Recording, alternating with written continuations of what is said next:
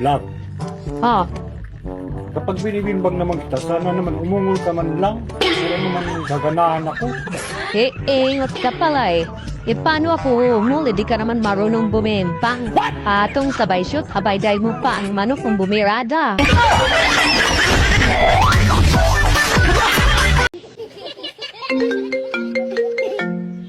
Hi, baby. Hay baby sa imong mata. Kung makigbulag ka, bulag. Dili ka ipanabi ni mo nga di pantay akong itlog. Bakit di mo sinabi sa akin na bunso ka pala? Ano ngayon kung bunso? May problema ba? Ayaw ko nga sana mag-asawa ng bunso. Kasi hindi naman lahat, pero karamihan, spoiled at ang hirap intindihin. Bunso nga ako, pero hindi naman ako ganun. Gaya ng iniisip mo. Tapos ganito pa, magugulat ka na lang na biglang magagalit sa'yo na hindi alam kung ano ang dahilan. Kasi wala kang utak. Bubo ka. Maghiwalay na tayo. Uuwi na ako sa mama ko. Sabi ko na eh. Uwi na ako Sige, umuwi ka na. Bakit? Hindi mo ko pipigilan? Ayun yung gusto mo eh. Kasi hindi mo ako mahal. Mahal, may nag-text dun sa cellphone mo ah. Meron? Sino? Robert yung pangalan dun sa cellphone mo eh. Sino yung Robert? Ano yon? Yung lagi ko nakakasabay sa sabungan? Anong sabi?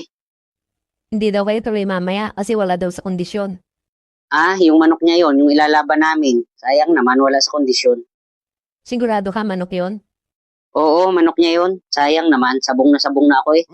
Ay, bakit bumili ka daw ng napkin pagpunta mo doon at hindi siya makalabas? Ay baka may tama. Sumasakit ang dibdib ko. Tigilan mo nga ako sa drama mo. Sumasakit nga ang dibdib ko eh. Wala ka bang pakialam? Wala ka naman dibdib.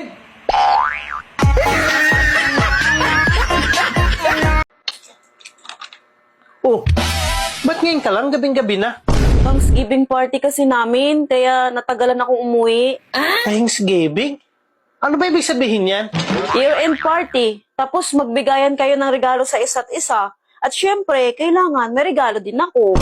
Wala naman akong nakita na may binili kang regalo ah.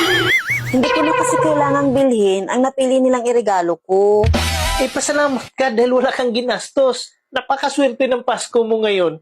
Tika, ano ba nangyari niyan? Bakit basang-basa? Yan kasi ang gusto nilang iregalo ko. Kaya swerte ko, nakatipid. Hindi ka man lang nagreklamo? Ano ka ba? Bawal magreklamo. Thanksgiving nga eh.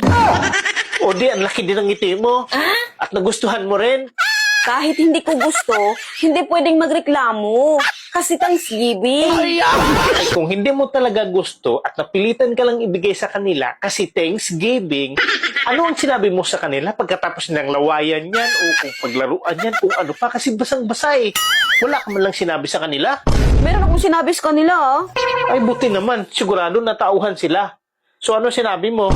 Thanksgiving party. Kaya ang sabi ko, thanks.